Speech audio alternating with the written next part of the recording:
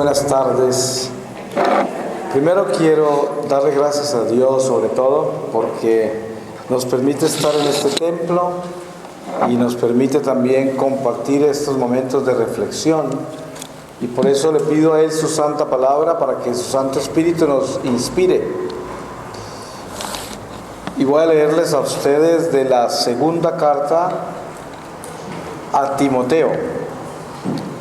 Y les voy a leer del capítulo 3 desde el versículo 14. Y dice: fidelidad a la Sagrada Escritura. Pero tú permanece firme en lo que has aprendido y creído, ya que sabes que de quienes lo aprendiste, y porque desde niño conoces la Sagrada Escritura, que puede darte la sabiduría que conduce a la salvación por medio de la fe en Cristo Jesús. Toda la Escritura es inspirada por Dios y útil para enseñar, para argumentar, para corregir y para educar en la justicia, con el fin de que el hombre de Dios esté bien dispuesto, preparado para toda obra buena.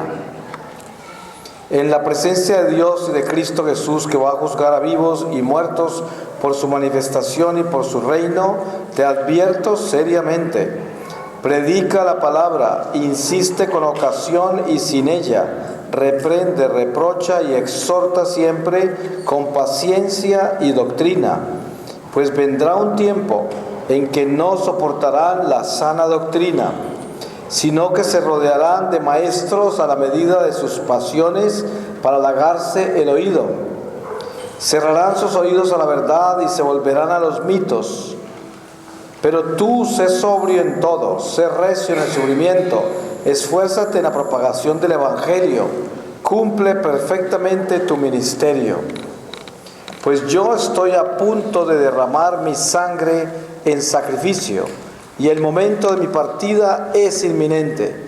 He peleado el noble combate, he alcanzado la meta, he guardado la fe.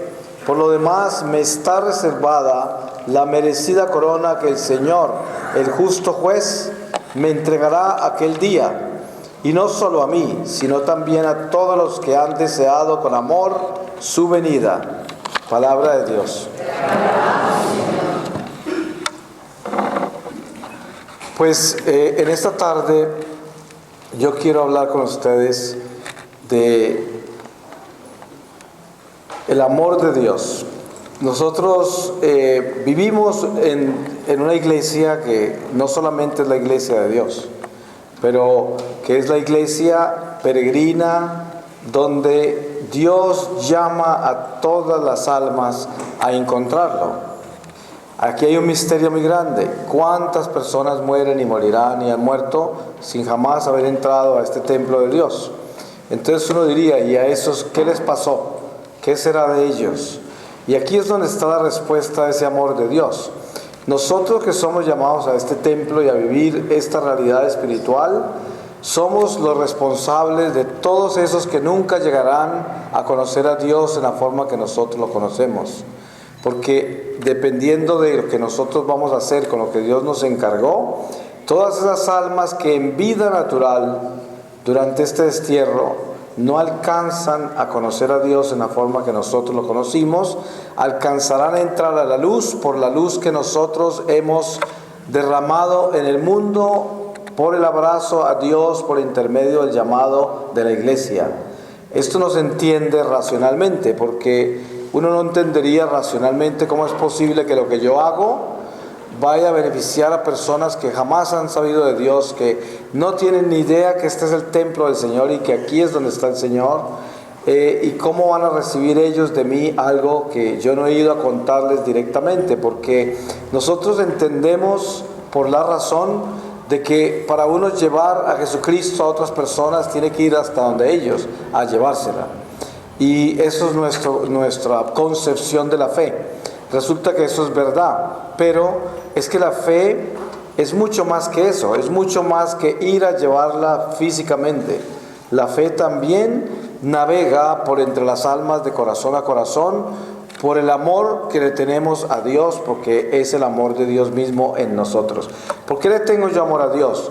porque Él me amó primero y en mi corazón me dio su amor para que yo lo amara a Él también. Y esto es el amor de Dios. Entonces, si esa es la realidad del amor de Dios, entonces con el amor que Dios me dio, yo amo primero a aquel que no conoce el amor, para que con ese amor que recibe me ame a mí y ame a Dios. Y ese es el mensaje del amor. Por eso el amor de Dios es vida. Dios nos creó con amor porque Él es el amor y el amor es la vida. Sin amor no hay vida. Por eso es que una persona que está sin amor vive agotada, vive desesperada, vive confundida, vive llena de ira y de resentimiento, porque no tiene vida. Pues ¿cómo va a tener vida si no tiene amor? Hay personas que viven en el mundo sin conocer a Dios y tienen amor, porque todos nosotros nacemos sin importar quiénes somos, el indígena en la selva, un cristiano encendido en el espíritu, todos nosotros nacemos con esa conducta infusa en el corazón del bien y del mal. Y hay personas que sin conocer a Dios como lo conocemos nosotros, le dan el señorío al amor que llevan en su corazón. Y viven en el amor de Dios. Sin conocer a Dios, viven con Dios. Y al final de esta vida se encuentran con el Señor y lo reconocen inmediatamente como el Señor, porque toda la vida le dieron el señorío al amor. Por eso es que la salvación es en el amor. Pero nosotros somos llamados a vivir el amor de Dios en nuestra iglesia, que es la iglesia del Señor. Esta es la iglesia de Dios. Y por lo tanto, nuestra responsabilidad es hacer de cada acción que nosotros ejecutamos en esta vida, hacer de esa acción iglesia. Somos llamados a ser iglesia en todas partes donde estamos. Y esto no lo podemos nosotros ignorar, porque el llamado que Dios nos ha hecho a nosotros es a pertenecerle a Él y ser de Él todo el tiempo. Y los santos hablan de que nosotros debemos vivir en oración permanentemente. Y cuando uno solo conoce la palabra oración como salmodia, recitación, alabanza, entonces no entendería cómo puede estar uno todo el día alabando y rezando, porque entonces lo único que conoce es la oración. Pero precisamente el don que tenemos nosotros eucarístico es el encuentro con la realización plena de la oración, que es la contemplación. Nosotros, antes que cualquier cosa, somos una iglesia mística, una iglesia que tiene un misterio que es nada menos que la transustanciación. Si usted puede imaginar algo más místico que eso, pues no lo encontrará nunca. Ese pan y ese vino que se convierten en carne y sangre, y que es una realidad absoluta de que es cierto. Algo más misterioso que eso no puede existir. Y esa es nuestra realidad espiritual en la iglesia que el Señor nos ha dado, a la cual pertenecemos y hemos sido llamados a vivir. Y entonces, teniendo ese misterio en nuestro corazón, tenemos la oración permanente, que es creer en ese misterio. El que cree en ese misterio encuentra la libertad, porque ahí en ese misterio está Jesucristo vivo, que es la vida, el camino, la verdad, y por eso estamos libres.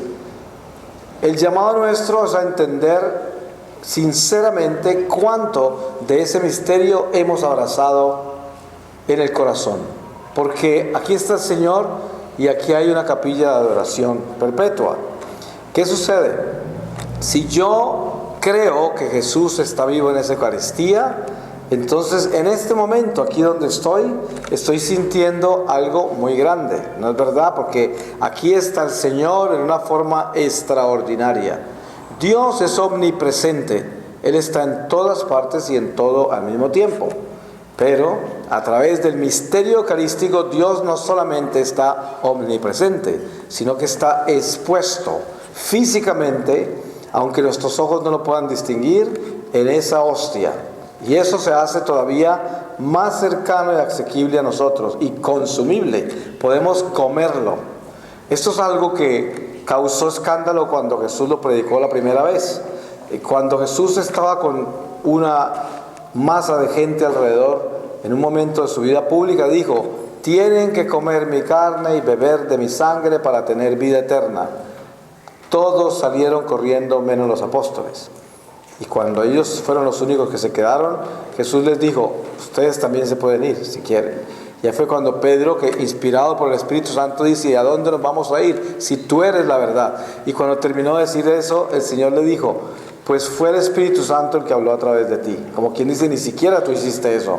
Por eso es que debemos entender ese misterio de que está presente en una forma extraordinaria en la Eucaristía. Y ese creer en eso, dependiendo del nivel en que nosotros creamos en eso, es entrar en el amor de Dios, en plenitud de ese amor, con una fe que tiene obras. Porque cuando yo creo que Jesús está vivo en esa Eucaristía, que aquí está Dios en una forma extraordinaria, por encima inclusive de su omnipresencia, que ya de por sí sabía yo que estaba. Sin embargo, en este misterio de la transustanciación se hace totalmente asequible a nosotros en una forma que nunca lo fue antes. Por eso San Pablo decía, los profetas de antaño hubiesen dado todo por tener lo que nosotros tenemos. Ustedes saben que en el desierto, en el Éxodo, el pueblo de Israel que fue sacado de Egipto, la mayoría no pudieron con el diablo, la mayoría murieron, porque cayeron en sus debilidades y todo, ellos no tenían lo que nosotros tenemos. Sin embargo, dense cuenta cómo hemos desperdiciado nosotros estos dones maravillosos. Y el encuentro con el amor de Dios es el encuentro con ese misterio eucarístico para nosotros como católicos, que somos instrumentos eucarísticos de reparación. Y entonces la sinceridad que necesitamos nosotros es aceptar cuánto realmente hemos abrazado de ese misterio. Porque dense en cuenta que nosotros podemos convertirnos en personas de oración, en personas que tenemos actos generosos con el prójimo, en personas que somos activas en la pastoral, por ejemplo, y somos activos en diferentes misterios de la iglesia. Y estas cosas son buenas, pero eso no es sino partecita pequeña de lo que el Señor nos está llamando a vivir en esta iglesia. Él nos está llamando a adentrarnos en su amor por intermedio de los misterios de la fe que descansan y se realizan todos en la Eucaristía. Entonces, es muy bueno hacer todo lo que yo nombré, pero es mucho mejor todavía aprender a compenetrarnos en ese misterio eucarístico. Por eso es que la invitación a la adoración al Santísimo es la invitación vital para crecer en el amor de Dios. Porque aquí está un Dios enterito expuesto en nuestra presencia. Y cuando yo llego al frente de Él y le digo, Señor, en fe acepto la verdad revelada. La iglesia me dice que tú estás presente en esta hostia, pero mi corazón, mi humanidad, todavía no alcanza a asimilarlo, ni a respetarlo, ni a darle eso que necesito darle, que es ese éxtasis de saber, con la alegría más grande que debe tener mi corazón, de que estoy en presencia de Dios mismo, que me creó. Y esto es una entrega real y fiel a la verdad que vivimos en el corazón, cuando en nosotros todavía no hay esa hambre eucarística, ese éxtasis de saber que estamos con Dios y que Él está ahí presente. Porque ¿cuántas veces nosotros nos preparamos con tanto afán y tanto cuidado para ir a visitar una persona importante de nuestra vida y hacemos cosas extraordinarias? Compramos hasta un nuevo traje para eso, quién sabe cuántas cosas haremos, y llevamos regalos, porque es muy importante esa persona. Y no nos dormimos en presencia de esa persona, estamos súper despiertos y animados, porque es alguien importante. Cuando yo voy a visitar a una persona importante en mi vida, no me duermo en presencia de esa persona, estoy todo despierto. Y puedo estar horas enteras al frente de esa persona hablando y haciendo quién sabe cuántas cosas despierto. Ahora, si yo realmente creo que Jesús está vivo en la Eucaristía, ese es Dios el que me hizo a mí, es que es una maravilla, solo mirar la vida nuestra, mírese las manos, este Dios las hizo, y llegar aquí a visitarlo a Él, al frente del Santísimo, y dormirme, al frente del que me hizo, entonces, o tratar de buscar qué hacer ahí para entretenerme, para no distraerme, porque no sé ni qué hacer en presencia de Él. ¿Qué quiere decir eso? Que el corazón todavía, realmente todavía, no cree, no entiende que ahí está Dios. Porque si entendiera, ¿cómo es posible que es más importante un ser humano y hay más preparación para ver a una persona importante de la vida y más entusiasmo y todo que cuando se viene a ver a Dios que nos creó, cuando debíamos estar en éxtasis al frente de Él? Entonces debemos ser sinceros. Y la sinceridad es que debemos pedirle a Dios que nos inunde más de su amor.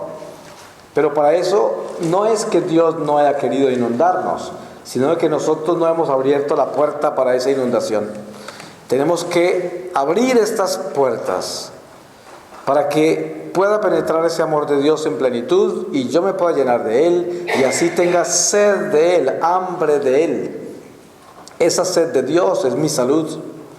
Tense en cuenta la clase de sed que uno tiene humanamente cuando no tiene esa sed. El que no tiene sed eucarística, ¿de qué tiene sed?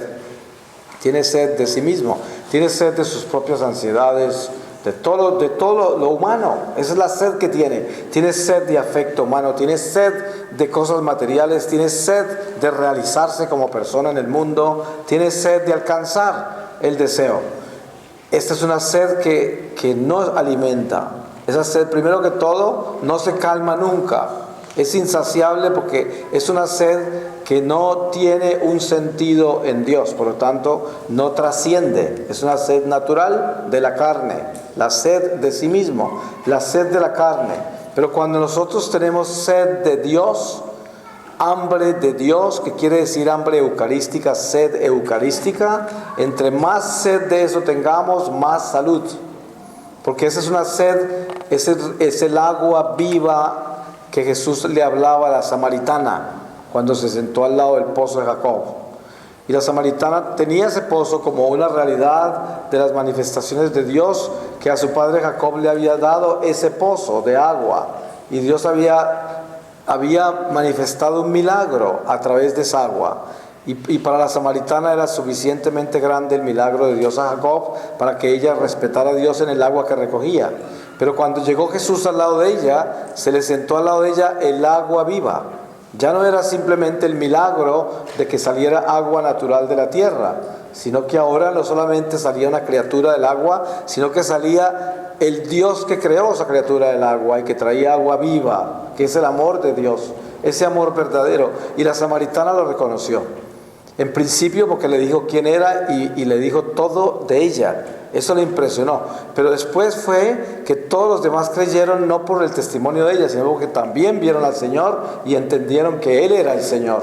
Y todo esto es el encuentro con el amor de Dios al que somos llamados nosotros. Tenemos que reconocer que ese es el agua viva y que el Señor está vivo en esa Eucaristía y por lo tanto yo debo espiritualizar mi vida en todo. Y ese llamado al amor de Dios es el llamado a navegar hacia adentro de Él. Ustedes saben que es muy fácil adentrarse en Dios un poco y siempre mantener toda esta increíble filosofía de manejar la vida personal de acuerdo a mis dosis, a mis porciones. Yo digo, he penetrado un poco más en la oración, estoy un poco mejor. He dejado de ser tan malo, soy un poco más bueno. He dejado de hacer esto y estoy en un proceso. Cuando el hombre piensa así, nunca va a cambiar. Es como el que fuma y dice, ya no me fumo 20 cigarrillos, ahora me fumo 10. Dice, y después yo fornico un poco menos ya, ¿sí? Yo robo un poco menos, estoy envidiando un poco menos. Esos son reportes de aquel que no ha cambiado, ¿sí? Porque el proceso para el cambio de corazón no es lo mismo que el proceso de caminar de una cuadra a otra que mide 100 metros. Entonces cada paso va disminuyendo los metros. Ese no es el encuentro con Dios. El encuentro con Dios es pasar de la oscuridad a la luz. ¿Y cómo se pasa de la oscuridad a la luz? Cuando yo estoy en la oscuridad y sé dónde queda el switch para que la luz se prenda, ¿qué es lo que tengo que hacer si quiero que haya luz? Muevo ese switch y lo prendo. ¿Y qué sucede cuando lo prendo? La luz termina con la oscuridad. Y lo único que queda es que ya puedo ver todo lo que tengo que limpiar, porque queda todo expuesto. Cuando usted entra a un cuarto que ha estado cerrado por mucho tiempo y prende la luz, inmediatamente aparecen las telarañas, aparecen de pronto hasta cucarachas y quién sabe qué aparecerá, porque era un cuarto oscuro, cerrado, donde no había entrado nadie a limpiar ni a hacer nada. Había estado ahí así. Y ese es nuestro corazón cuando entra en una conversión. Entra, se prende la luz que es el amor de Dios, y el amor de Dios nos muestra todo. Y sabemos, ahora tenemos luz, ahora podemos ver, ahora ya sabemos qué es lo que tenemos que cambiar. Porque el encuentro con el Señor, en una experiencia personal con Jesucristo, es un encuentro con la luz. Pero eso no quiere decir que el encuentro con la luz es que ya quedamos en la luz, en la plenitud de la luz, sin tener que hacer más nada que aceptar esa luz, como predican las sectas a veces, ¿no? La luz, el encuentro con Jesucristo, una experiencia personal con Jesucristo, es el comienzo de una limpieza ardua que nos va a durar el resto de nuestra vida, porque vamos a mirar todo lo que hay que cambiar con la luz de Dios, con los ojos de Dios, porque ya ese amor entró, que ese amor es la luz. Y esa es la responsabilidad que tenemos nosotros como hijos de Dios, llamados a la iglesia del Señor y establecidos en una misión particular. Tantos carismas en la iglesia, tan maravilloso que es el Señor, que no se repite en nada. Usted toma 2 hormigas que parecen exactas y no son iguales. Lo que usted quiera, 2 hojas, lo que usted quiera, tómelo, nada es igual, todo es único, absolutamente todo. Entonces, inclusive, usted toma gemelos. ¿Y qué pasa con los gemelos? ¿Acaso tienen la misma alma? Tienen un alma completamente diferente y por lo tanto tienen una personalidad completamente diferente, sienten diferente, piensan diferente, actúan diferente a pesar de ser gemelos. Entonces, Dios no se repite en nadie. Y esto lo tenemos que entender para que nos demos cuenta de que la manifestación del Espíritu Santo, del amor de Dios a través de nosotros es única. Cada uno de nosotros somos el equivalente como a una nota musical de la sinfonía de almas del divino conductor, el divino maestro de esta orquesta, de esta gran filarmónica, que esa sinfonía que esta filarmónica de Dios está presentando es la sinfonía de nuestra vida, es esta economía de la salvación. Y ese divino maestro actúa en nosotros invitándonos a hacer una nota afinada. Si nosotros vamos a participar de esta sinfonía, tenemos responsabilidad de mantener este instrumento afinado. La música la pone el Señor, el concierto lo pone el Señor, y también esa vida en esa música también la pone el Señor. Él es el que nos lleva y nos trae, y Él es el que nos coloca en medio de esa sinfonía. Él es el que nos hace parte de esa filarmónica, y ahí es donde estamos nosotros establecidos en el amor de Dios. El amor de Dios nos llama a participar en armonía, en la sintonía con Dios. Una persona que está en pecado mortal está fuera de tono, está desafinada, y por esa razón no tiene poder contra las tinieblas, y encima de eso no tiene paz, y su corazón se endurece, su alma se oscurece, porque no tiene amor. Cuando se pierde el amor, se pierde la luz. Cuando se pierde la luz, se pierde estar afinado con Dios, está desafinado.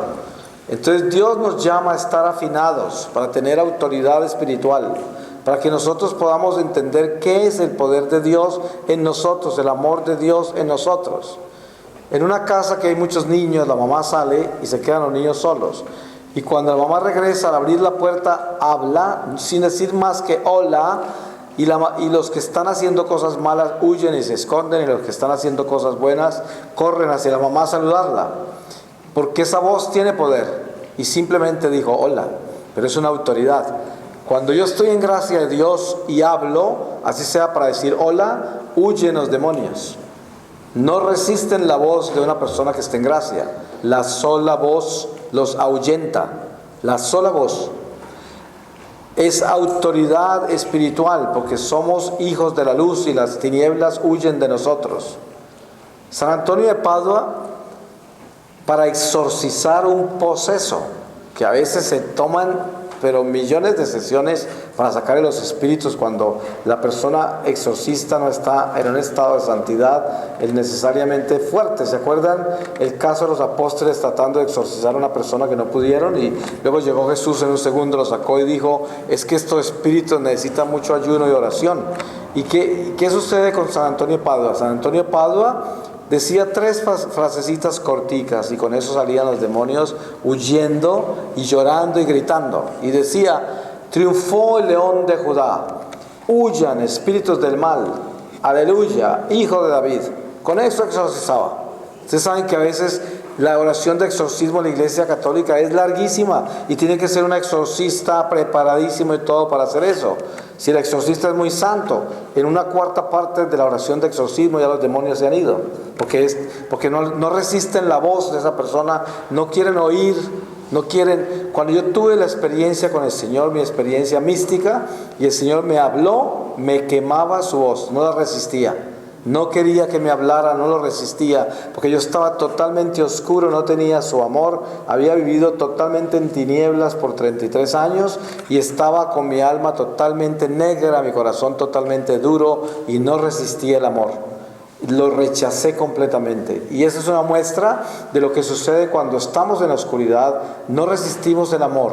Ustedes se han dado cuenta que las personas que están endurecidas, con un corazón bien duro, le dice uno: te amo, y parece que les hubiera dado una puñalada. Odian esa palabra, no la quieren oír, no resisten el afecto, no resisten el amor, no resisten palabras tiernas ni dulces, no quieren, ni las dan ni las quieren recibir, porque el amor los quema, el amor les molesta, el amor lo enloquece, porque cuando una persona vive sin amor, el espíritu del mal ya habita en ese corazón, y el espíritu del mal no resiste el amor, no lo resiste, le hace daño, lo quema.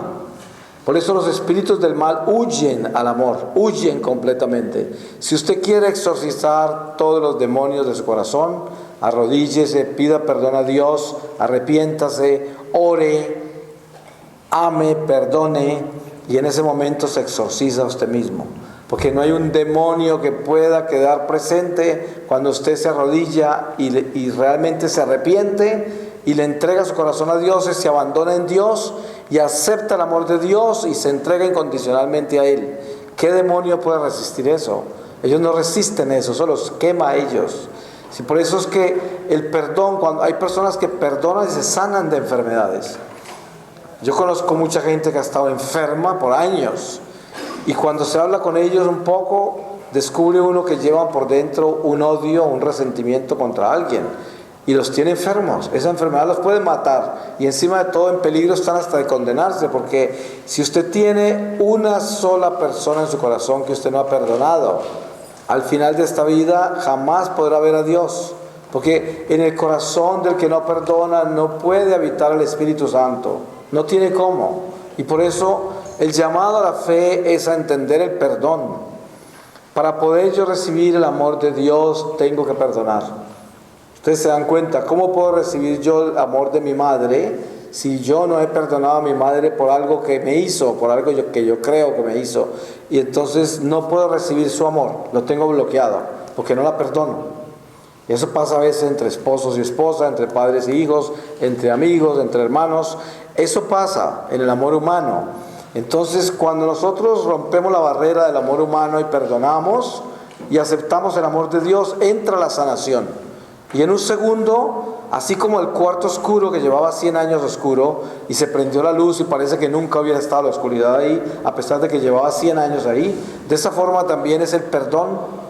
Pasar años llenos de resentimientos, de odio contra alguien, y el día que perdonó parece que nunca lo hubiera odiado. Y es esto lo que sucede con la sanación interior del hombre cuando el amor de Dios lo inunda. Entonces la salud nuestra es el amor de Dios, es nuestra única salud. Por eso San Pablo a veces habla en términos de que ya se acerca la salud, ya viene la salud. Porque la plenitud de esa salud obviamente que es el fin de la mortalidad. Y el fin de la mortalidad es cuando nosotros encontramos al Señor y estamos preparados y en gracia para compenetrarnos con Él, porque hemos aprendido de Él ahora que es el tiempo de aprender, nos hemos enriquecido con Él, nos hemos fortalecido con Él, y al final nos abrazaremos a Él eternamente porque estamos ya sumergidos en Él. Por eso es que esta iglesia es un don maravilloso para nosotros. Si nosotros realmente vivimos el don de la fe y entendemos lo que es este templo de Dios, entonces ya tenemos ese estado de compenetración con la ciudad de luz al final de esta vida. Quedaremos paraditos en Jerusalén del cielo. Ahí quedaremos paraditos, porque esta es la Santa Jerusalén, aquí estamos en ella. Si quieren saber qué es el cielo es este templo. Nosotros no podemos ver el mundo espiritual, porque todavía no es el tiempo. Dios tiene un tiempo para todo, y vivimos en un plan, en el plan divino. No somos marionetas, somos hijos, Pero como buen padre tiene un buen plan para sus hijos y como buenos hijos obedecemos al plan del Padre. Somos una familia y no necesitamos cuestionar, ni preguntar, ni preocuparnos por el plan que tiene el Padre para mi vida. Porque es un Padre bueno, yo creo en Él, confío en Él y me abandono en sus manos y no me importa qué plan tiene porque yo sé que es bueno. Un hijo obediente, bueno, va de la mano del Padre y no le importa preguntar ni siquiera para dónde va. Lo que le importa es que va con el Padre y va seguro. Y eso realmente es el amor de Dios. El amor de Dios es: yo voy de la mano de mi Padre y estoy seguro como el niño que va de la mano de papá por el parque, por las multitudes, y a pesar de que lo impactan muchas cosas, o lo atraen muchas cosas, o lo asustan muchas cosas, no importa mientras vaya de la mano del papá. Pero en el momento que nos soltamos de la mano del Padre, empieza a complicarse en las cosas. Porque ya no solamente me impactan las cosas, sino que me atrapan también. Porque lo que me impacta me detiene, me paraliza. Y Dios quiere que nosotros tengamos la libertad caminando con Él, de la mano de Él. Porque Él es el que sabe para dónde vamos. Él es el que sabe cómo llevarnos a donde debemos llegar. Y este es el encuentro con una realidad espiritual que nos toca aprender a aceptar. Porque es una invitación, no es un mandato por el cual tenemos que obedecer. No, Dios no obliga.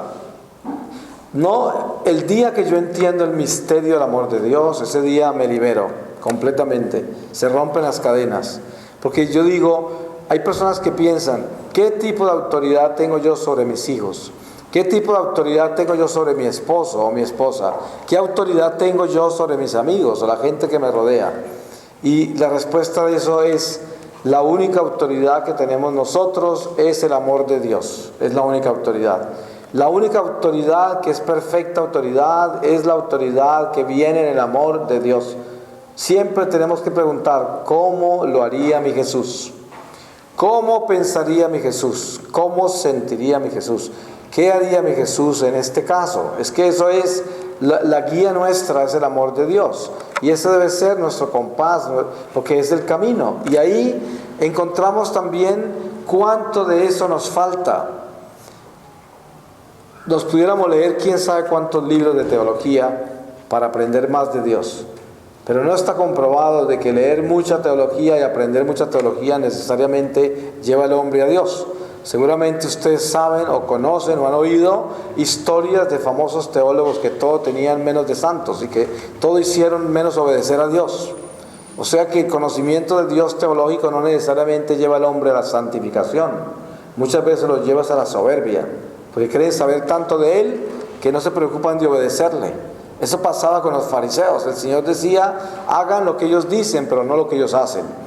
Sí, y es la realidad. A veces hay personas que están compenetradas en la iglesia en una forma religiosa y llegan a la casa a predicar esa religión, pero no la viven y nadie les cree y nadie los imita. ¿Qué van a imitar? Si ahí no hay nada para imitar. Si ahí es aire, es viento, ahí no hay verdad. Por eso nuestro apostolado en la iglesia es vivir el amor de Dios. Ese es el apostolado. Porque el amor de Dios es nuestra sabiduría. El amor de Dios es nuestra fortaleza. Y el amor de Dios es nuestro descanso, nuestra paz, nuestro gozo. El amor de Dios. Entre más amor de Dios recibamos en el corazón, más paz, menos afán. Viviremos en paz, sin afán, y llevaremos esta vida como la debemos llevar. Porque el Dios tiene con todo esto un plan perfecto. Y cuando vivimos en el amor de Dios, vivimos en ese plan del Padre. Ustedes saben que un buen padre que está bien preparado para sus hijos, porque por eso se llamaría un buen padre, tiene todo preparado para ellos. Si esos hijos solamente se sujetan a ser buenos hijos y vivir en obediencia al Padre, el Padre se asegurará de prepararlos perfectamente bien para que puedan vivir el resto de la jornada que les queda con todas las herramientas que necesitan para cruzar el camino. Y esto es lo que hace un buen padre. Y esto es una expresión humana, pero imagínense en el Padre de los padres, el Padre que nos creó. ¿Cómo será la preparación que Él tiene minuciosa para cada uno de nosotros? La tiene, y la tiene perfecta. Y por eso ese amor de Dios descansa en aceptar el plan de Dios en nuestra vida. Ese es el amor de Dios manifestado en nuestra vida. Yo, en el momento que acepto que Dios actúa en mi vida, en ese momento mi vida se transforma. Nosotros tenemos una dificultad muy grande en principio para mirar cómo es que actúa Dios. Y no nos damos cuenta que Dios actúa permanentemente. Hasta en lo más íntimo de nuestras entrañas actúa el Señor. En todo actúa el Señor, nosotros estamos en Él y Él en nosotros. Ahora, eso no quiere decir necesariamente que al estar nosotros en Él y Él en nosotros, estamos necesariamente obedeciéndole a Él. Porque es como una persona que está en la familia, dentro de la casa, son 10 hijos, y todos son hijos y todos están en la casa. Y los padres están con esos 10 hijos en la casa. Pero hay hijos que estando en la casa con los otros hermanos y con los padres, no están en la familia porque no quieren la familia, no participan en ella, no la obedecen y no están en armonía con ninguno de la casa. Sin embargo, los padres están con ellos están en la casa y los hermanos están con ellos también, pero ellos no están con nadie y a pesar de estar en la casa, no están como parte de la casa. Y eso es lo que sucede con nosotros en la vida natural. Esas personas que están aparentemente lejos de Dios, Dios está en ellos y ellos están en Dios. Pero es que no están activos en eso porque no están en obediencia a Dios. ¿Y qué sucede con una persona que vive así? Es exactamente como un pescado afuera del agua pretendiendo nadar. No se puede. Eso es muerte.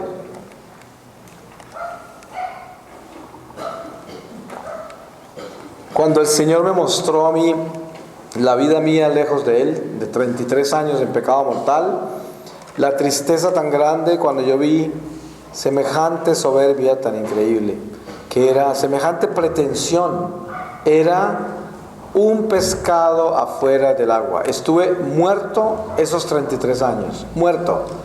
No hice nada, nada de lo que yo hice trascendió, nada de lo que hizo me edificó a mí espiritualmente, ni una gota, nada. No puse un solo ladrillo en esa construcción del espíritu, ni uno solo en 33 años.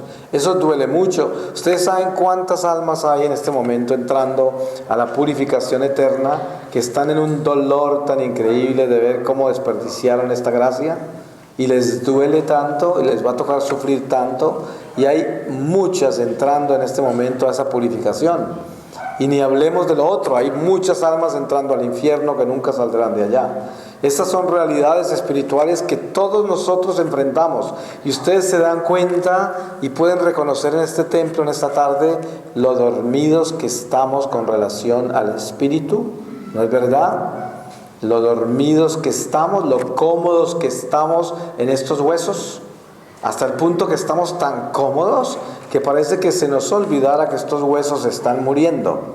Parece que se nos olvidara. Y es que esto no se nos puede olvidar, esto se está acabando. Y entonces, ¿qué va a pasar cuando esto se acabe? Esa alma debe estar preparada, porque el purgatorio es muy doloroso, porque ustedes se han dado cuenta cuando una persona llega a un funeral de un ser querido y no alcanzó a llegar antes de que muriera. ¿Cuál es el dolor más grande de esa persona? No haber alcanzado a decirle que la amaba, no haberle pedido perdón por algo que necesitaba pedirle perdón, no haber solucionado muchas cosas y ya no se puede hacer nada. Y queda eso inconcluso, queda algo inconcluso, que no se sana con nada, porque ¿cómo va a ser si ya no lo pudo decir, si ya no lo pudo hacer? ¿A qué hora lo va a hacer? Ese es el alma del purgatorio.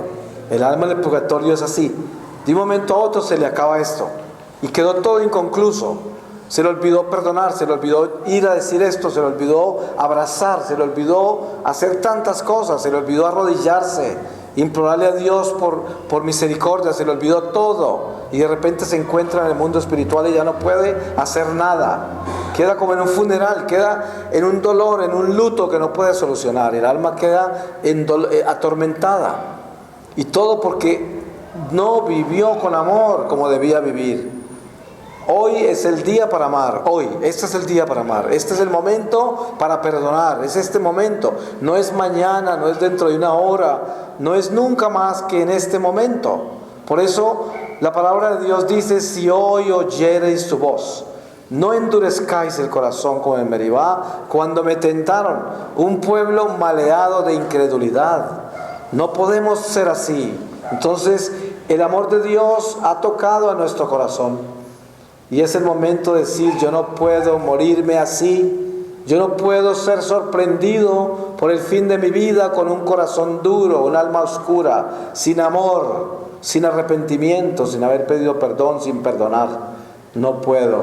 Hoy es el día del Señor en nuestra vida, en nuestro corazón, en nuestra alma, en todo nuestro ser. Y podemos en un instante decirle al Señor: lo siento, ten misericordia de mí, ayúdame a perdonar, ayúdame a amar, lléname de ti, prepara mi corazón, inunda mi alma de tu luz para yo poderte encontrar y abrazarme a ti eternamente, Señor. Es lo único que quiero, porque me acabas de iluminar mi corazón. Y eso es vida, eso es amor. Ese es el único sentido de estar acá. De lo contrario, ¿qué estamos haciendo acá? Seres dormidos, descansando en estos huesos en una pereza increíble, y vamos a salir a seguir viviendo esta pereza de la carne y no va a cambiar nada en nosotros. No podemos seguir dormidos. ¿Qué tal que nos muramos así? Tenemos que despertarnos y sacudir estos huesos secos y ponerles a esto la carne del amor, ponerles esos sentimientos de Dios para que despierte hasta la última célula de nuestra vida y dejar este letargo tan increíble, siempre esperando que los demás hagan todo. Tenemos que hacerlo nosotros. Nosotros tenemos que despertar y tomar estas herramientas de nuestra fe y convertirnos de verdad y transformarnos en el amor de Dios. Y esa es una maravilla cuando se despierta un alma y florece, entra en flor en el amor de Dios, llena a toda la humanidad de luz y de amor y de esperanza. Y encima de eso, ríos de agua viva fluirán de su boca. Ríos de agua viva, la sabiduría de Dios, porque lo inunda el Espíritu Santo y se llenará de Él. Y esa es la promesa del Señor, y es viva, la podemos tocar con nuestras propias manos, porque se transforma en nuestra presencia y nos llena de Él.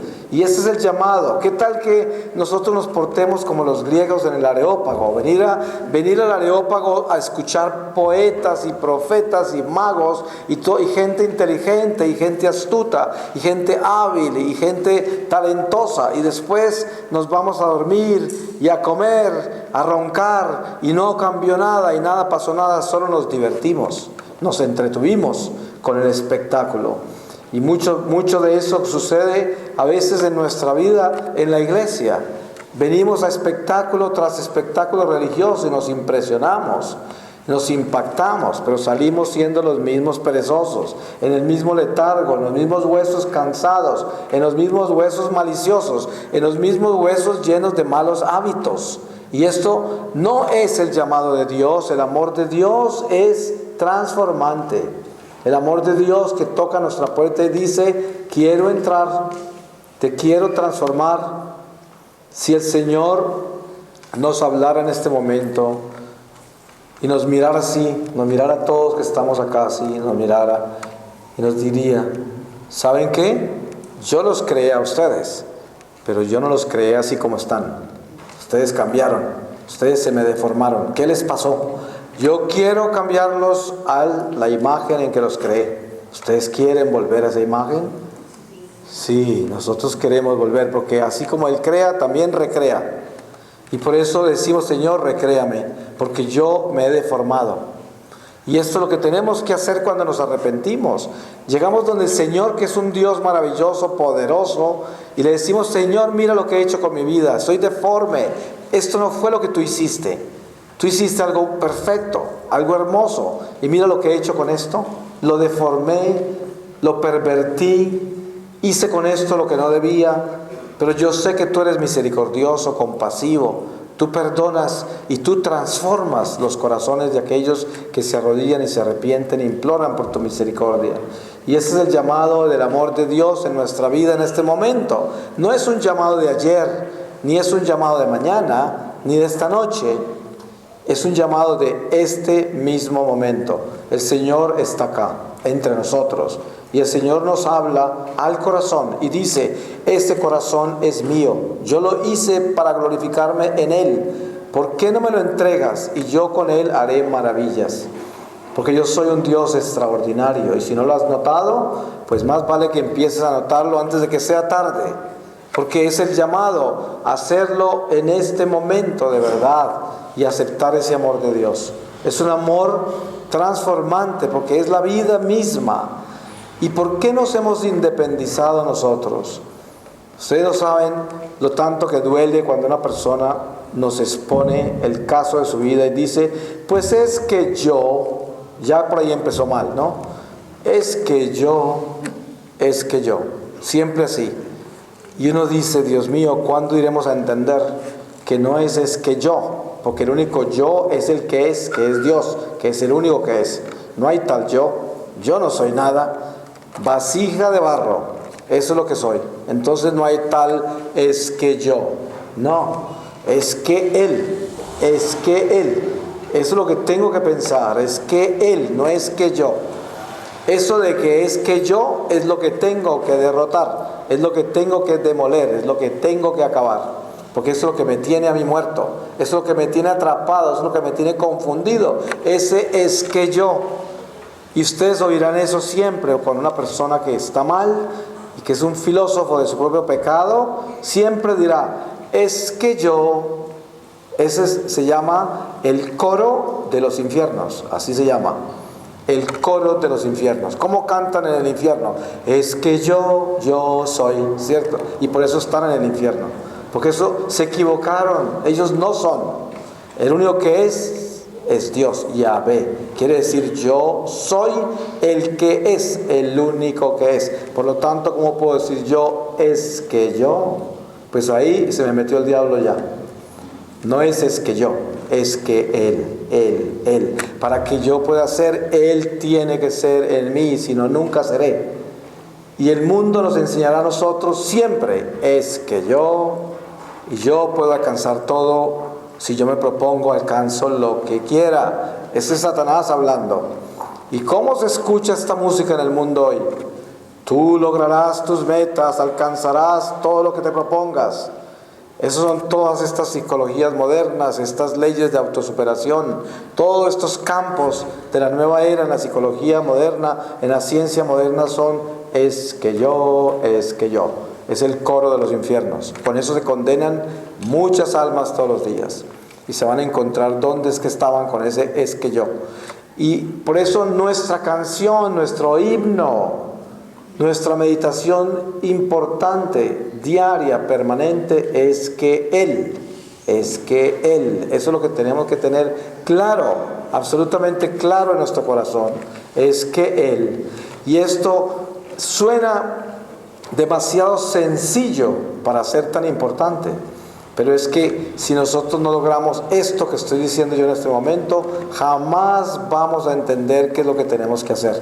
No lo vamos a entender. Ustedes se dan cuenta que los más grandes sufrimientos que uno puede tener es cuando uno se sienta a vivir es que yo. Es que a mí me han herido, es que a mí me han traicionado, es que a mí me han confundido, es que a mí no me ha pasado, es que yo no he podido alcanzar, es que yo, y esa persona está llena de heridas, llena de dolores, llena de resentimientos, llena de murmuraciones, llena de envidia, llena de todo, porque está llena de sí misma, de sí mismo, por eso.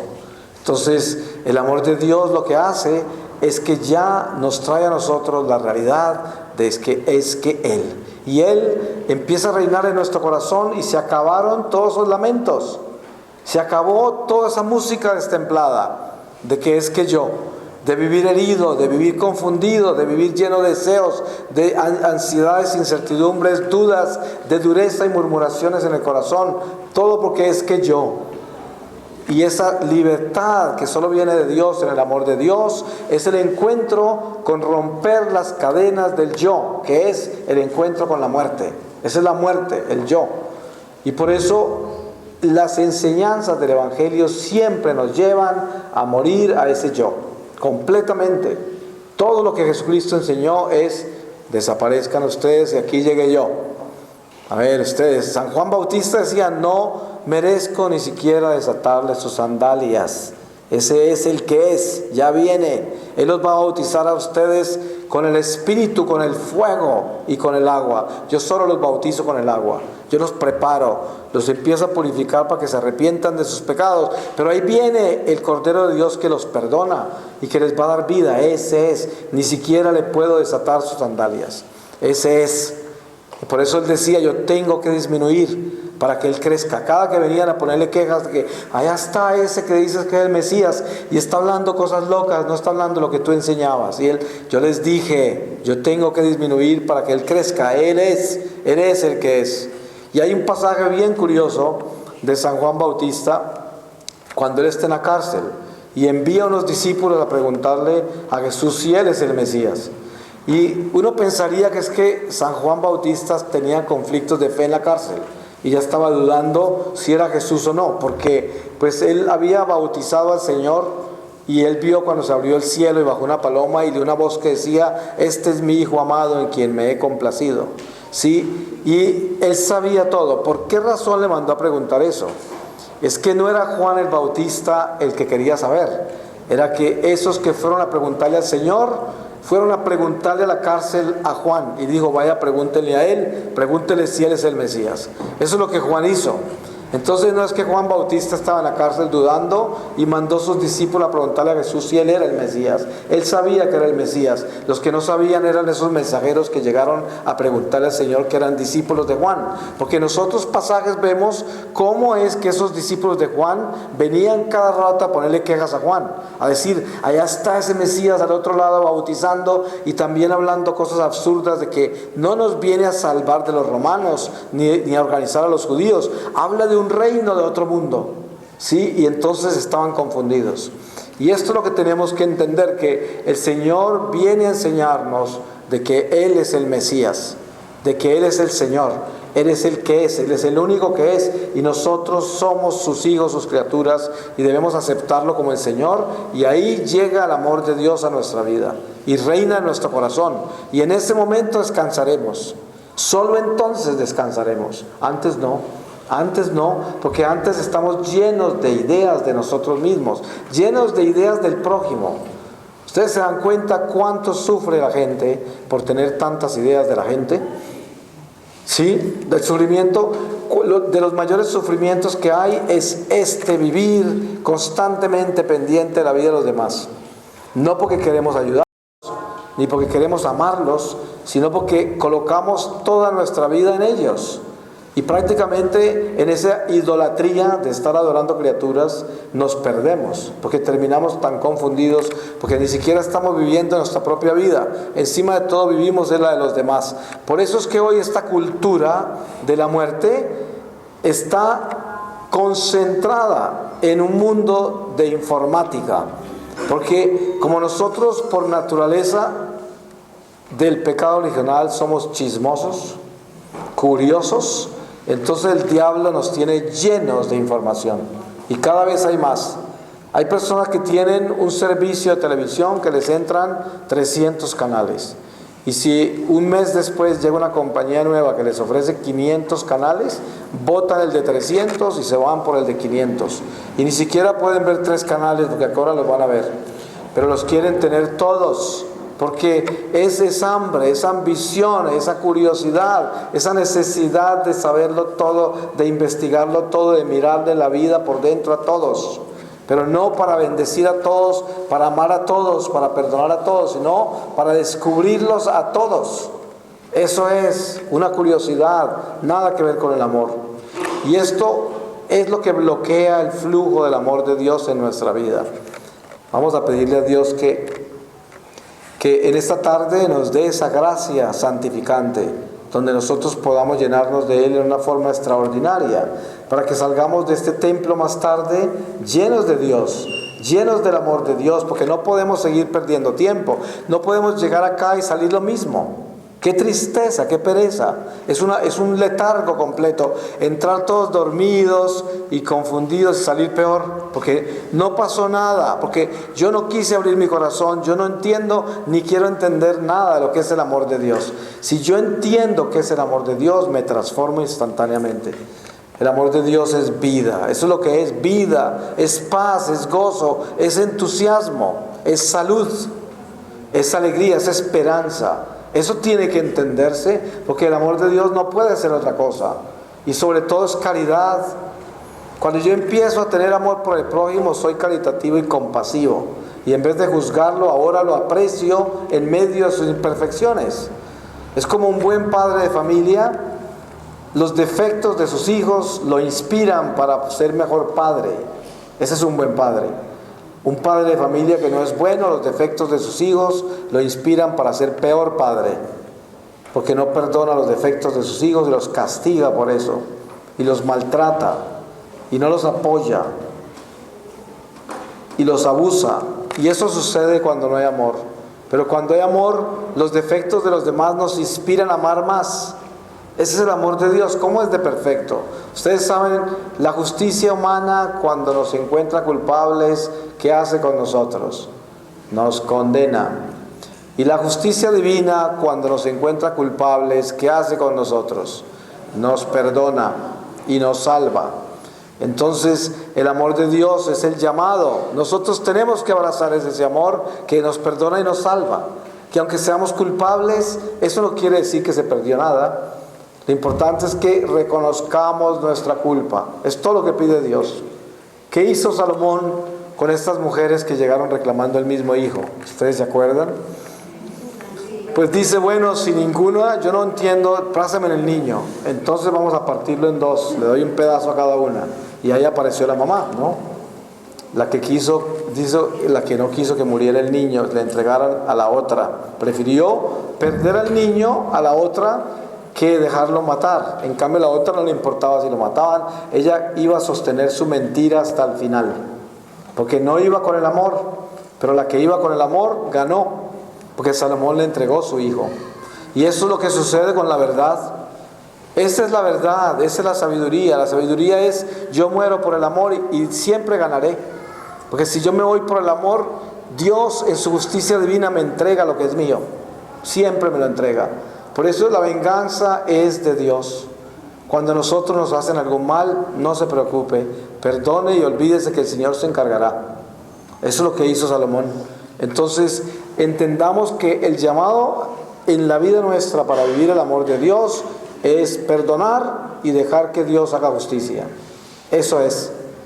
Por eso es que no hay excusa para morirse sin perdonar. Porque Dios nos ha llamado en su sabiduría a comprender el misterio de su amor a través del perdón, de la reconciliación. Y es tan bueno que Él nos dejó ese sacramento de la confesión para que constantemente nos estemos renovando en su amor y mantengamos esa amistad constante. Es como esposo y esposa. Es necesario que se digan, yo te amo, yo te amo. Y es necesario que cada vez que no amaron pidan perdón y se perdonen. Eso es importante, porque eso es parte del camino del amor. Padres con hijos, mamá, perdóname, yo he sido muy dura contigo, muy duro contigo, no he sido amoroso, te voy a dar un abrazo, te quiero mucho, perdóname. Aunque esa mamá no reconozca ni reaccione ni nada, ese corazón lo entendió, Salma también. Y ese amor se tiene que comunicar. No podemos ser unas paredes frías que nunca le decimos te amo a los demás. Si esas personas que coloca el Señor en nuestro camino, las colocó ahí para que las amáramos. Y en ese amor nosotros nos santificamos. Y la verdadera vida en Dios es ese amor que comunicamos. No podemos endurecernos tanto que no podamos abrazarnos y decirnos cuánto nos amamos o cuánto no nos hemos amado para que comencemos a amarnos. Eso es sanación. Eso es la única forma de liberarnos de esta dureza de corazón, de esta oscuridad de alma, de este espíritu de indiferencia. Ustedes saben que la enfermedad más grande que tiene el mundo de hoy es la falta de amor de Dios. Esa es la enfermedad más grande. ¿Ustedes creen que la mortandad que hay en el mundo por falta de comida es algo tan trascendental como lo que hay en el mundo por falta de amor de Dios? Es mucho más peligroso la falta del amor de Dios.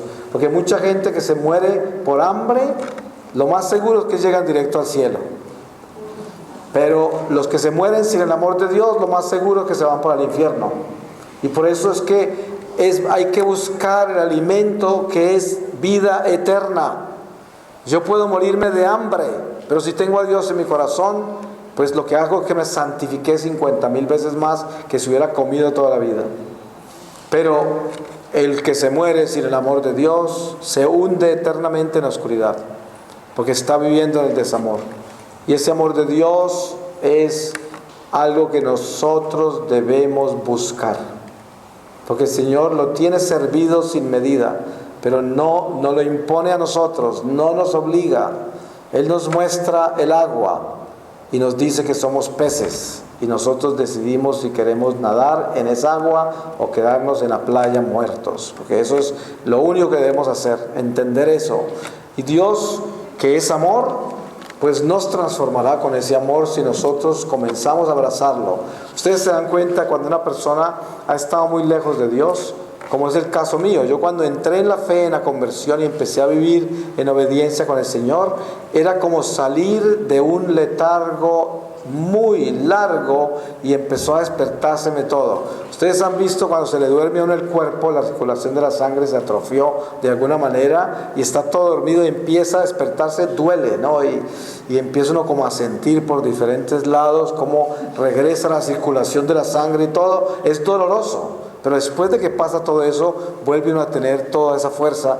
Y eso es lo que sucede en la conversión. Uno empieza a entrar en gracia de Dios y empieza a entrar ese amor. Y parece que se estuviera despertando todo otra vez de un sueño que estaba, de un abandono total al amor. Y comienza uno a tener sentimientos. Y comienza uno a preocuparse por los demás. Y comienza a ver cosas que no veía. Es capaz de mirar un árbol y apreciarlo, y antes pasaba por encima de ellos y ni siquiera los veía. Parecía que estuviera pasando por encima de una fotografía, porque es como que ya no estaban ahí. Cuando no hay amor, no se ve nada. Todo se convierte en algo que no tiene vida. Todo se muere, porque ni las personas importan, nada importa, ni uno importa, nada importa, porque no hay amor. Por eso, cuando no hay amor, ¿qué se busca? La destrucción total. Por eso toda esa gente que está sin amor son los que aman todas esas profecías del terror de los finales de los tiempos. La mayoría de la gente que está adicta a eso es gente que no tiene amor y quieren que todo se destruya ya. Y ojalá que todos nos muramos al mismo tiempo, y ojalá que sea con un cometa que se estrelle con la Tierra, ¿cierto? ¿Cuándo va a llegar esto? Y si alguien les da la fecha, ahí le prenden luces a ese. Voy a pedirle al Señor su palabra para que sellemos en esta palabra esta reflexión. Y les voy a leer de el Evangelio de San Juan, en el capítulo 6, desde el versículo 35. Dice: Jesús les respondió: yo soy el pan de vida. El que viene a mí no tendrá hambre, y el que cree en mí no tendrá nunca sed. Pero os lo he dicho, me habéis visto y no creéis. Todo lo que me da el Padre vendrá a mí, y al que viene a mí no lo echaré fuera, porque he bajado del cielo no para hacer mi voluntad, sino la voluntad de aquel que me ha enviado. Esta es la voluntad de aquel que me ha enviado, que no pierdan nada de lo que Él me ha dado, sino que lo resucite en el último día. Porque esta es la voluntad de mi Padre, que todo el que ve al Hijo y cree en Él tenga vida eterna, y yo le resucitaré en el último día.